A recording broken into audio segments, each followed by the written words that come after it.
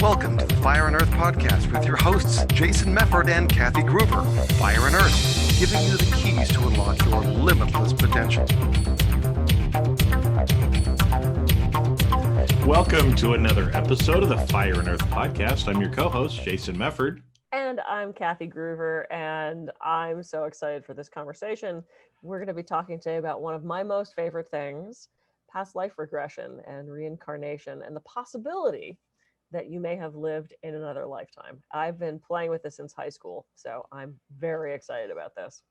Well, and I am too, because we've known each other for a while, but I didn't realize the history behind it. I knew that you did some past life regression hypnosis work, but I didn't know this, and I was kind of introduced to this, I don't know, probably a year or so ago when I read a book, and there's been several other things that have come along. And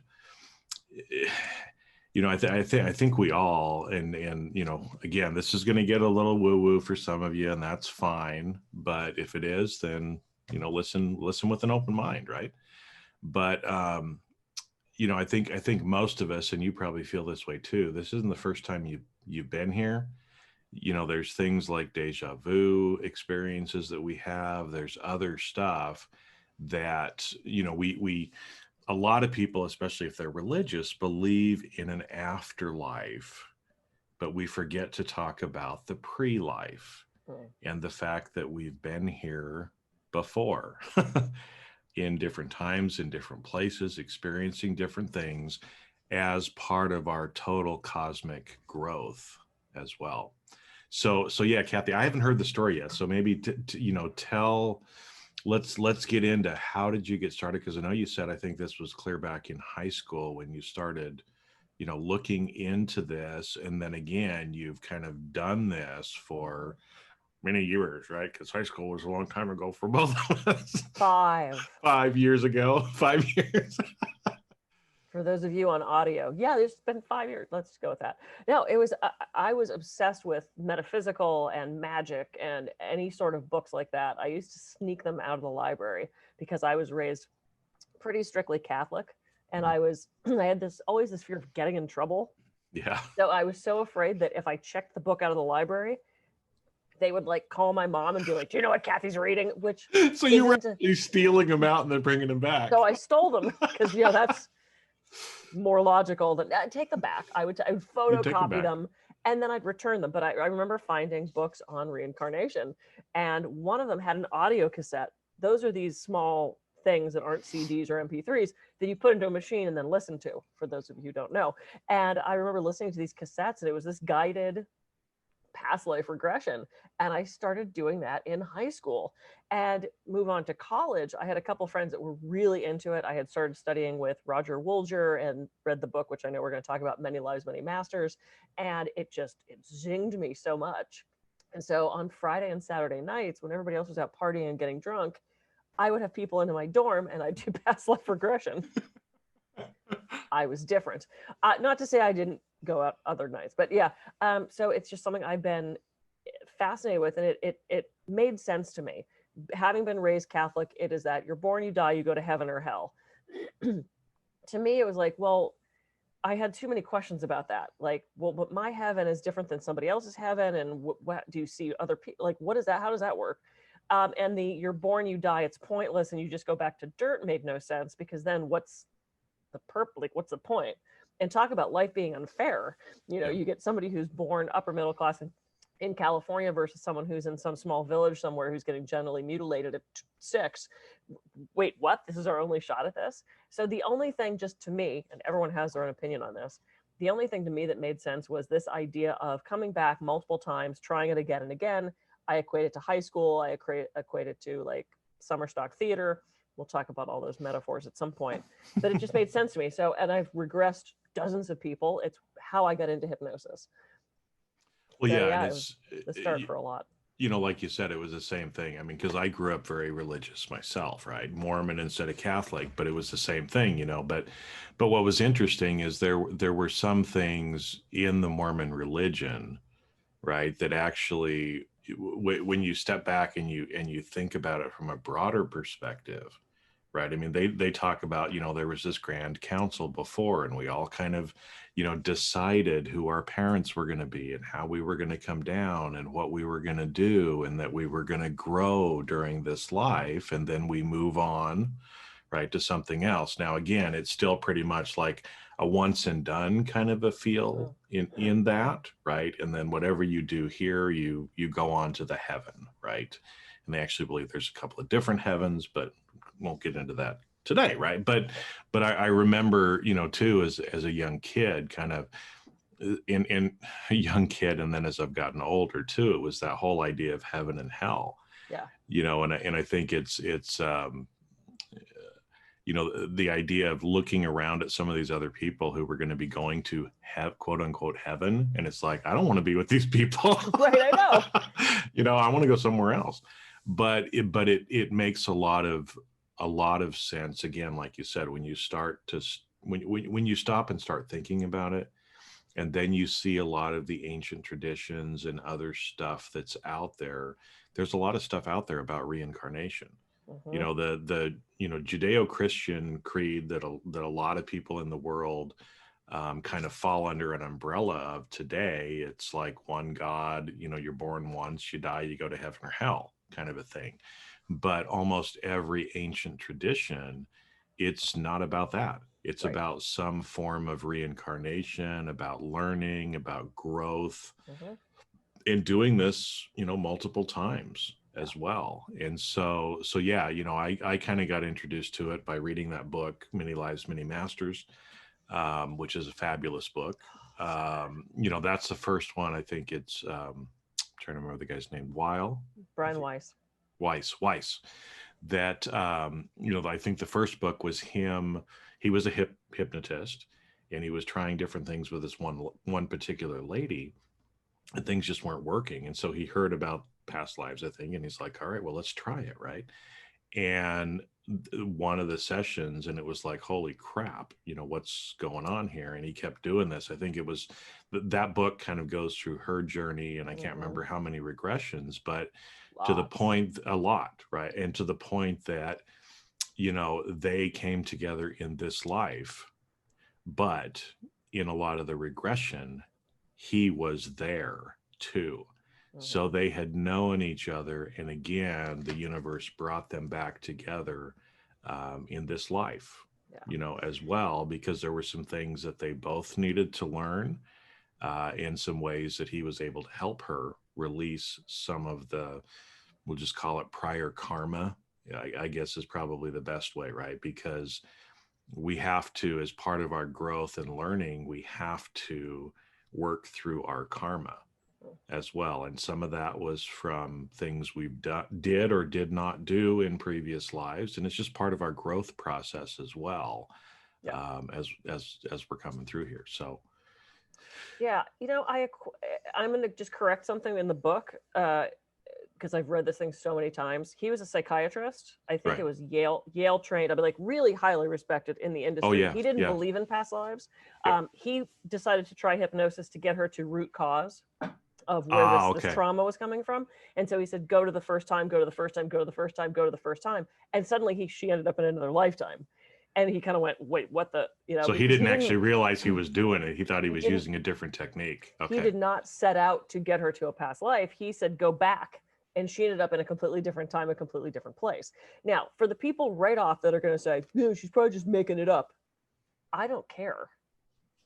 I don't care if you made up that you're an Italian princess, and that if it solves the problem, if you need to use that symbolism and that image to get work done, I don't care. I do something too called mythic and archetypal journeys, which is similar to past lives, except it's more just pure fantasy. It's one of the best healing tools I've ever used. And people are just making stuff up. So it's like, if you don't believe in past lives, it doesn't matter. Past life regression is still incredibly effective. So let me just throw out after studying this so much, some of my beliefs around this. I believe we cycle back with the same basic group of people over and over again. I believe we do pick our parents, our time, where we're going to be, what our gender is going to be. To me, past lives and reincarnation explains things like that love at first sight feeling. You meet someone and just go, oh my God, I feel like I've known you forever. Okay, where's that come from? That moment where, you're in dance class and you look over and you go, oh, I don't know her, but I just don't like her. I don't know why. There's just some feeling that, anytime we have those kind of judgment, those snap assessments of people, to me, that could be a past life thing. To me, it perfectly explains homosexuality and transgender. It explains some ailments and injuries and long-term things like that. And I have seen some incredible things happen during reincarnation sessions in my office where pain goes away and relationships are strengthened and just that knowledge is gained. And for me personally, just because I've been doing it so long, I think it's kind of fun. It's fun to explore what you may have been before, so Well, that's sort of where I come from with all that. yeah, and it's interesting, again, because with that, right, is one of the things that I've heard somebody say too is you either were, you are, or you will be. And that term meaning that, in order for us to really learn and grow and fully kind of learn this human experience, we have to have either gone through certain things before, go through them now, or go through them in the future. And so a lot of that stuff, again, genders, again, from that book, and I'm guessing from your experience, a lot of times people end up as a different gender or a different race or in a different time period. And it's, again, for me, helps to kind of explain some of the stuff too, where, like you said, you see somebody and you're like, oh, I don't like them. Right. Well, good chance there was some negative thing that happened before. Right. Mm-hmm. And the same thing with that love at first sight or some of the deja vu kind of experiences that we have. Like, I've experienced this before, I've seen this before. But also kind of sometimes the empathy that we can have for other people, or maybe, particular things that we just at our root, right, in our soul level, we just have strong opinions or strong empathy about. Mm-hmm. Because, again, chances are maybe, take something like, gay, transgender kind of stuff, that maybe, again, in a previous life, you were gay, now you're straight, but you have this affinity and this protection, if you will, for gay rights. Well, that would make sense if you'd experienced life that way before. Absolutely. Or something like, you have been a man for 15 lifetimes and now you're a woman. That's going to confuse the heck out of what's going on. Mm-hmm. Or, I have a very dear friend. She's married to another woman. She never considered herself gay. Her girlfriend never considered herself gay. They fell in love with each other and said, hey, I guess we're doing this thing. We have no idea if multiple lifetimes before this, one was a man and one was a woman, and they had the heterosexual relationship, and now happens to be in this lifetime they reconnected and they're both women. I don't know. I can't explain. I'm just tossing out theories. I'm not saying this is true. Don't want to offend anybody. It's just another way to think about things and go, could though that would kind of make sense. Same thing. I have a certain affinity with locations. I mean, when I showed up in Rome, oh my God, I mean, I knew it. It was someplace that I had always wanted to go. I felt such an affinity with that location. And I know people like that too. Like, they cannot get enough of Paris. They want to be there all the time. It's not just the bread and the great wine. They have an affinity with that location. Same thing with Hollywood. Old Hollywood, to me, huge connection with that. The Titanic, huge connection with that. You had mentioned Atlantis. Everybody thinks they were in Atlantis, but a lot of us were. So yeah. So that's, and I think we travel with the same basic pod of people. And the analogy I like to use for that is, I don't know if any of you have ever done summer stock theater. You've done that kind of like contract work where you come back every year and you do shows together. Those core people. That Joe's going to make a great leading man and Karen's going to do lights, and it's Bob can direct, and you work well with that group of people. You get things done well. So if you're traveling with that same core group of people, how they work, you're going to be able to get the work done. You start throwing other people into that performance and you're like, wait, I don't know how, what? So I think we travel with the same group of people. I think they play different roles. Sometimes your dad is your brother and sometimes your wife is your sister. And, it's like, but I I've seen that over and over again with people when I do regressions. Well, and so let's talk maybe a little bit about that too, because again, I mean, this fascinates me as well. But like you said too, it's people that are listening. Some of you are going to be like Kathy and me, and you're going to be like, yeah, this totally makes sense, right? Others of you are going to be like, this is the biggest bullshit, right? You guys are off your rocker. Okay, fine, we might be, cool, right? Cool. But let's talk about maybe a little bit too about the therapeutic side of this, because again, like you said, whether you believe it or not, it is effective as a form of therapy. You've seen it. Like I said, there's plenty of books and other stuff that are out there that talk about the benefits that people get from this, and some of it is actually pretty amazing as well, right? So, and something that you would have heard us say before is, again, whether your subconscious, whether it's real or not, your subconscious believes it. And so, there's some efficacy to this as a healing tool as well. So maybe kind of talk a little bit that way too about, some of the healings and other kinds of stuff like that have actually come from these types of exercises that people going through.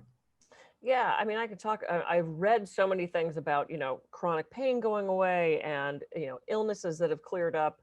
I've seen it strengthen relationships a lot. I had a client who was always having conflict with her father. Mm-hmm. She was very rebellious. She was very open-minded, very free, and her dad is incredibly religious. And so there was a constant conflict there. And when she had expressed that she wanted to step away from the church because she didn't really believe those teachings and those tenets, he was incredibly upset, as a religious parent would be. Mm-hmm. We did a bunch of past life regression, and it looks like in a previous lifetime, they had a similar situation where they were in, I don't remember the details, this was a while ago, but they were in some pretty strict religious group together. She was a male at that point, so she was the son. She stepped out of that group, was reported to be a heretic or whatever the term was back in that day, and she was killed, and her father mourned for the rest of his life.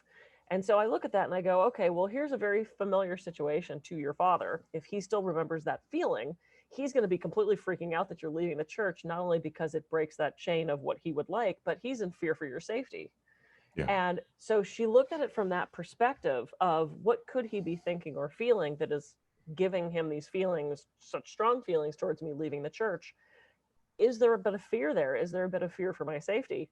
She and he ended up sitting down and having a beautiful conversation about her soul and her heart and why she wanted to go and why she felt so strongly about this. And they had just this great reassurance with each other of love and safety and respect and like relationship clear. Like she was never been closer to her dad. Now, did she make that up? I don't care. I don't care. Well, it helped the relationship. So yeah, at the end of the day, it doesn't matter as long as you're getting the result. Right, exactly. Or, a parent who has such over concern for a certain child or is very helicoptery or is very, was there an issue in a previous lifetime in that relationship where one left and never came back, or there was a death, or, we don't know until we go back and kind of look at that. And I have seen people's illnesses clear up, gives them a hint into why maybe they have asthma now, or why they have chronic headaches now, or, some people believe if you've got birthmarks or moles or something like that, that's a holdover from a previous lifetime. I don't know. Maybe, could be. Who's to say? There was a really cool documentary that was done probably 10 or 12 years ago about children and past lives, and how many kids would either say to their mom, "You were my sister last time." What? Because it seems to be up to the age of 6 or 8. They're so still tapped into those memories. And then, our critical thinking comes in and we're like, that's bullshit. And there was one young boy, this was such a famous case. There was a whole hour spent on this kid. He was obsessed with planes. He was obsessed with World War II. He was drawing pictures of planes. He knew parts of planes. He knew mechanics of planes. And his parents are sitting there going, we don't have cable. So he's not watching the History Channel. We homeschool him. There was no way this kid could know this stuff. And he came up with a name. He came up with how he died. He came up with his location. They started to do all this research. They called in some of the tops in the field in reincarnation, and they did research on this kid and multiple regressions with him. They found out who he was previously and that this guy's sister was still alive. Mm-hmm. They showed the kid a picture of this woman, and he called her Sissy or Bunny, whatever that man's nickname would have been for his sister. And they ended up meeting. And I thought, oh my God, that's so trippy, because you have this little kid who's part of the past life is still alive. Mm-hmm. And so, you know, there's a lot of young children who were commenting on 9/11, who were commenting on, what was the bombing in Chicago where like a preschool was that was that Oklahoma City, you think? Oklahoma City, yeah. Where kids now, because they wouldn't have, you know, in this lifetime, they weren't alive back then, making comments about, oh, I remember, you know, falling out of this really tall building and planes coming. And it's like, whoa, you're talking about 9/11 after not having exposure to that thing now. So, I mean, there's plenty of evidence, and people who are going to doubt it still doubt it, which is totally fine. I respect that opinion on it. It sounds out there even to me as I'm saying it. But, you know, there's a lot of evidence of children who are remembering things, or, you know, calling people by different names, or saying that I knew you in a different way before. So I look to that. They're not as corrupt as our minds. I can make up anything I want. Kids are a little more innocent with that. Well, and it's interesting because it's you know, again, kind of what I was taught before, and again, kind of goes along with this, is that when you're born, right, we're still very much connected with the universe. And it's that, you know, what I was taught, they called it the veil of forgetfulness kind of a thing, mm-hmm. right? Is that, and again, it's somewhere between 6 and 8 that most of this happens, that kids, you know, they're very, very innocent. They have some of these different types of experiences. You know, they talk about grandma who's been dead, you know, long before they were born, or other stuff like that. Sometimes they're more clairvoyant. Yeah. They actually see other people, you know, as well. And then at some point we kind of forget, or we're in this world long enough that we kind of sever some of those ties to source, to the universe, that we had before. Mm-hmm. And then it's like the rest of our lives trying to get back to being a child again, and being able to tap in and connect with that. And I think it, you know, it's Picasso said something, you know, about this as well. A lot of times people would make fun of his art, you know, especially when he would come out with new stuff, right?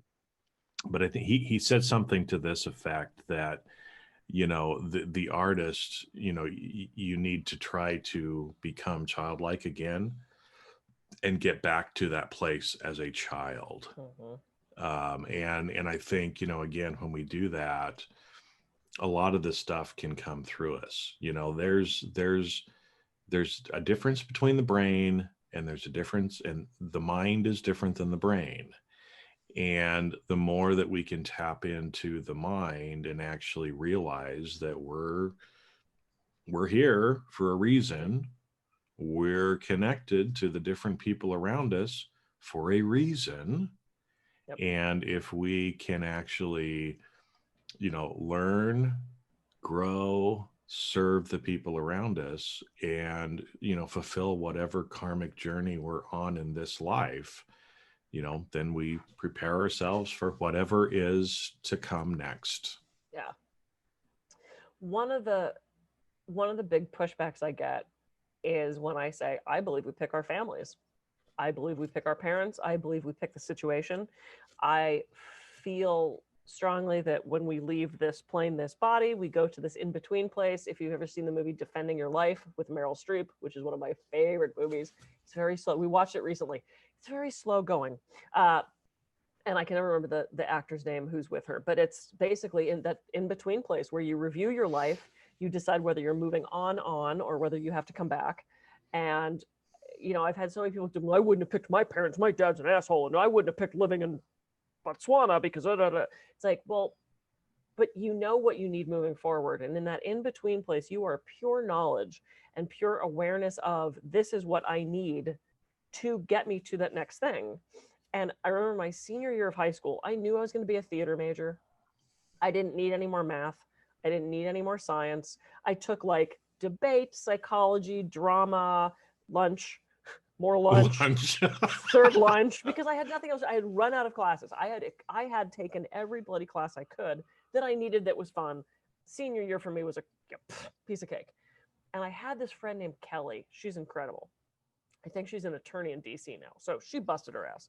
Mm-hmm. And I remember I'm at my locker and I pull out, my play that I have to read for drama class. And she has this shit ton stack of books. She's taking like Calc 32 and she's taking all these hard classes and she's walking down the hall with all these books.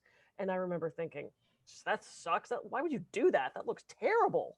She knew that's what she needed to move on, to go to the school she wanted to for the future that she was creating. Mm-hmm. That to me is how we pick these lifetimes. We pick these families and these situations so that we can learn those next things that we know we need. Some people have a breeze lifetime. You're just there to enjoy. We know these people. Some people, it seems like they're struggling again and again and again. What are you not learning? What skills do you need? Is it empathy? Is it grace? Is it, why are we picking the things that we're picking? Why did we pick the things that we picked? To me, that makes sense. And it, to a certain extent, explains suffering. And I had a client who lost a child, and she did believe in reincarnation. And I said, one, you're going to see him again. And frankly, whether you believe in the heaven thing or the reincarnation thing, you're going to see them again. I said, you're going to see them in another lifetime, probably in the future. They are going to look different. They're going to be in a different meat suit, but it's the same person. And let's say, so many people get offended by this. Let's say we did choose the lifetime that we had. Then that means this soul went into that body and chose to die at 5. Mm-hmm. And that is such a hard thing for parents to hear. And the understanding that perhaps they did choose that to help you move forward, to help themselves move forward, to help, if it becomes a choice and not a catastrophe, it's reframed in a different way. And I know there's somebody there so pissed at me for saying that because they probably lost a child. I'm not negating the feeling of that. Can we reframe it of they did that out of a higher good and a higher purpose? Well, and I'll actually share part of my personal story. I haven't shared this with you. That kind of goes along with this, because my mother lost 2 children. One when she was very young, little girl, was only 3 years old, one of my sisters. And she was, my mom was she would have only been like 19 or 20, because she got married very early. So I'm sure very devastating to her, right? And then, they go along, they have 5 kids at that point. One had passed away. And then there was an 11-year period where they just didn't get pregnant. And the doctor told my mom, yep, you're not going to get pregnant. And so she went in, she's like, 11 years later, I've got this flu and it just won't go away. And the doctor looks at her and it's like, well, you're pregnant. And she's like, you told me I couldn't get pregnant. Right? Whoops. And here came Jason. Okay. Wow. 11 years. My next oldest sibling is 11 years older than me. And so effectively, as far as I know, I would have been kind of an only child growing up with that kind of a spread, right? The first that I really can remember when I'm 4 or 5, my sister was a junior or senior in high school, kind of thing. And then they kind of moved on, right? Well, 2 years later, I had a brother that was born, younger brother to me. And so the 2 of us really kind of grew up as siblings, almost like 2 families kind of thing, right? And then when my brother was 13, freak accident, you cannot explain based on what the circumstances on why the gun went off. The gun should not have gone off. And he died. Wow. When he was 13, I was 15. And I remember, at that point again, for my mother, it was here's my second child now that's gone, right? And for me, there was all kinds of stuff kind of built up in there. But I remember one of my friends, he took me out, because everybody's bawling in the house, and I just had to get out. I couldn't stand being in there with a bunch of emotional adults. And he said some things to me that really kind of hit on what we've just been talking about. And the one thing was that my younger brother came here, so I would learn what it was like to have a brother and not be an only child. And when he had done what he was here to do, he left. Mm-hmm. But it gave me that opportunity. It gave me the experiences that I needed to learn by having a younger brother. Yep. And it was time for him to move on. And again, when you hear some of those things, you can choose to believe what you want, right? And there's a lot of people that'll be bitter and say, how could God do this to me? Take my child. Mm-hmm. Or we can flip it around and we can actually see, right, the positive in it, and the fact how grateful I am that that little guy was my brother for 13 years in this world. And I still think about him. Yeah. From time to time, and it's everything worked out exactly the way it was supposed to. Yeah. I didn't know that. You didn't know that? Well, I haven't shared that publicly, really. So now everybody's gonna know. But it's again, kind of in with what we've been talking about, right? And there was a reason why he came, and I'm sure we had interactions before, and we're going to have interactions again. But that we all are here for a bigger purpose. And I know, most of you, again, you feel like you're here for some bigger purpose than just, being in the rat race and going to work and working your 40 hours and coming home. And that's because we do all have a bigger purpose here. Mm-hmm. And the more that we can focus on that and try to figure out what is that, what am I supposed to do? How am I supposed to serve other people around me? Then, we learn, we grow, and get the things out of this life that we need to. Yeah. And it is, what is the lesson in this? Mm-hmm. What did I just learn from that experience? And when my husband and I split up, somebody said, "Oh my God, after 18 years, what a waste," or something, kind of tossed me off of, "Oh, how tragic." And I said, no, the tragedy is if I didn't learn and grow from that. Mm-hmm. That's the failure, is if you don't get out of it what you're supposed to, if you don't come out of these experiences better on the other side. That's the tragedy.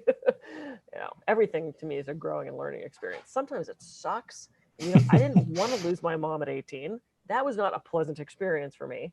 Mm-hmm. But it shaped who I am now. And had I not had that family and that parent and that, I would be a completely different person. And I think all that was set up ahead of time. I really do. Yeah. All right. Well, there we go. I'm trying to think that. So let me. We're about to wrap, but how the past life session works. Yeah. Just real quick. So they tend to be longer sessions. I allow 2 hours because you want to explore. This is one of those hypnosis sessions where I have the person in the chair talking back to me. So you want to get as deep as you can.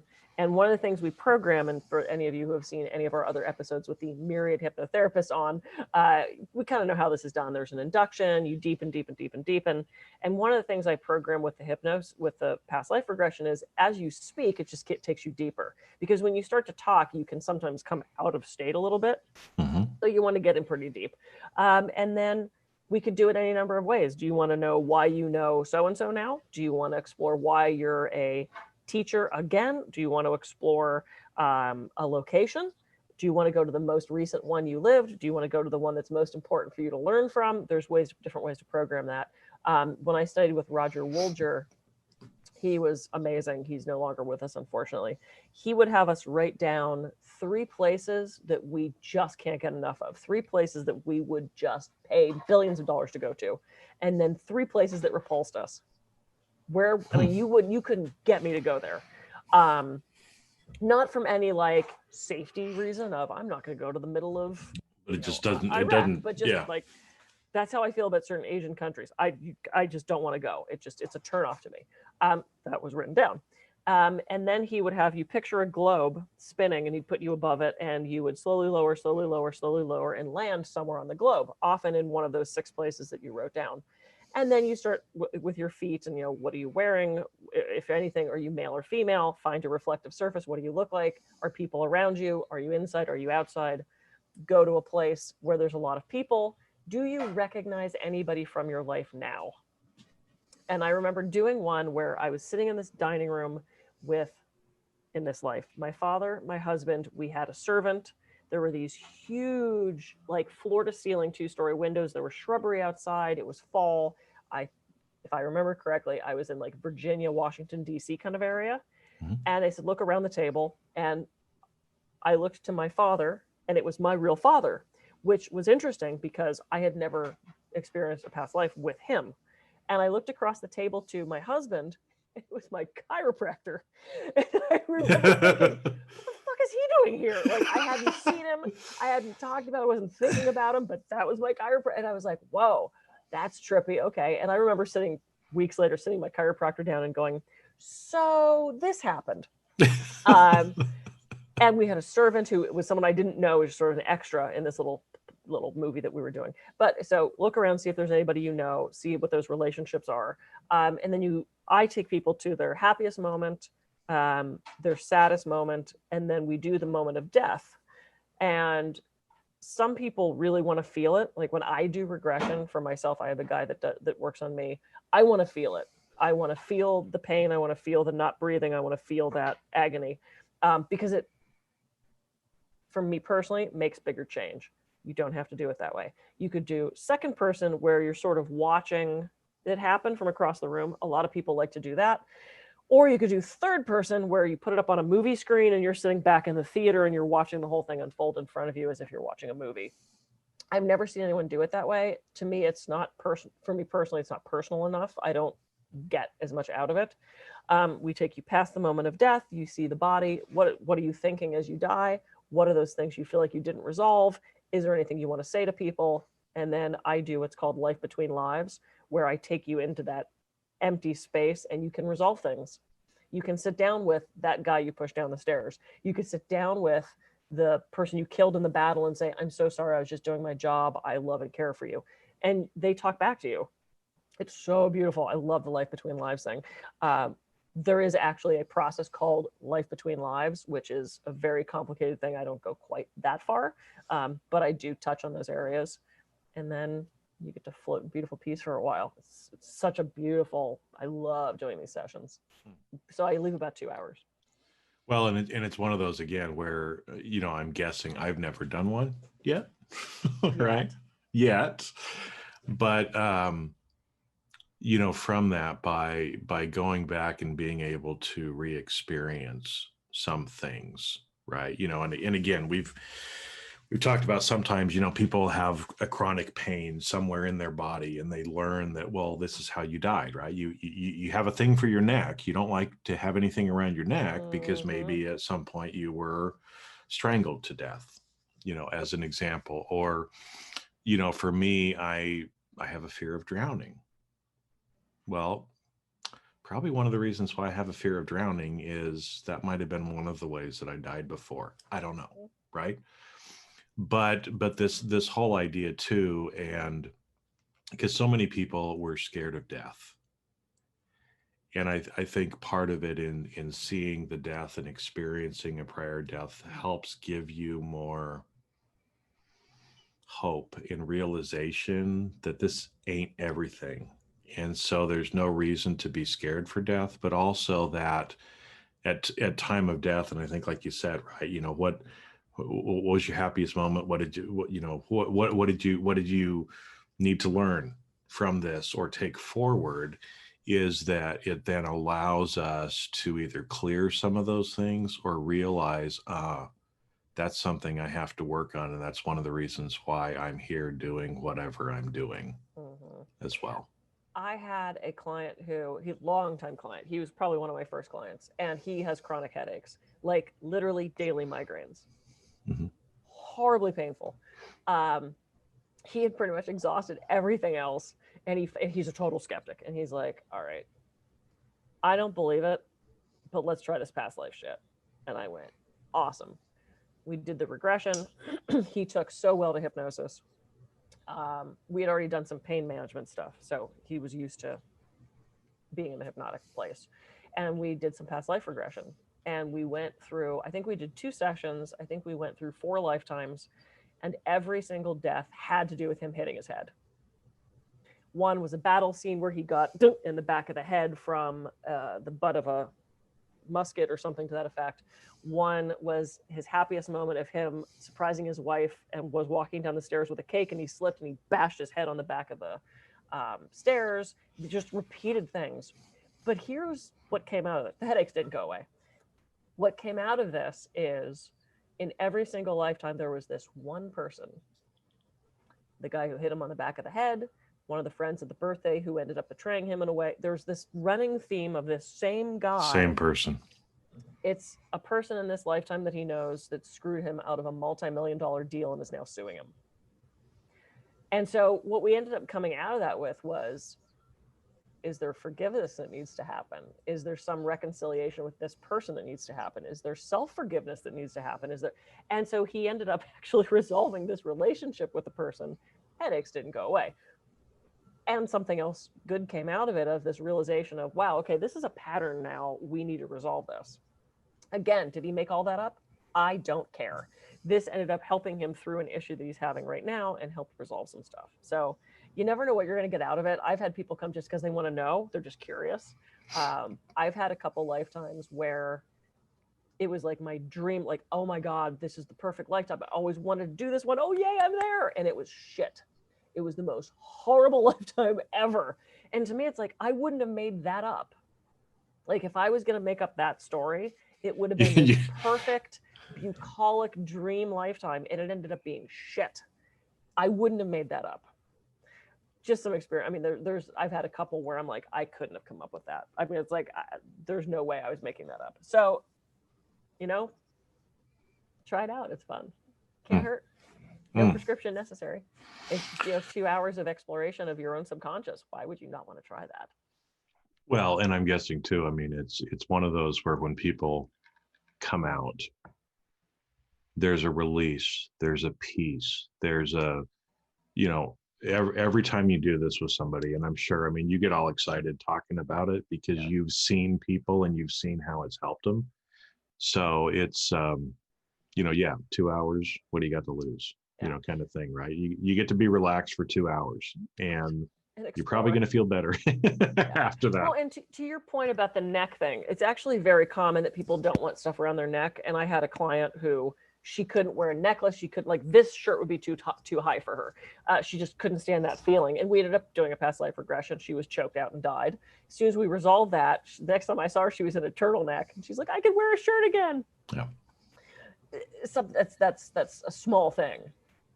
And it's still an illustration of how powerful this work can be. Yeah. Well, and again, so I know we're probably on time. This is one of our longer episodes, but hey, we love going here. So again, I mean, whatever you take from this, again, believe us, don't believe us, we don't care. We're just here sharing our experiences with you. But, I hope that you got a few things out of this, which is, it's not your first rodeo. You are special. You're here for a purpose, so how can you grow? What lesson can you learn? How can you serve the people around you?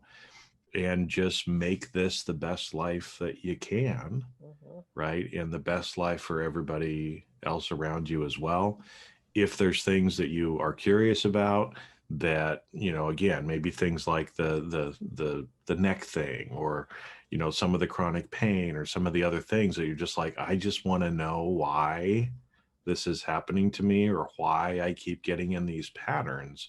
This is one of the tools that can actually help you do it. So, yeah. And it allows you to have patience and understanding and some empathy for others, knowing they're doing the best they can with the tools they have.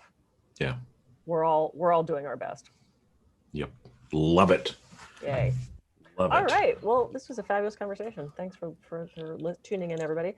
Hey, I'm going to give a different website this time, because if you want to do some past life regression, I can do that for you. It's healingcirclehypnotherapy.com.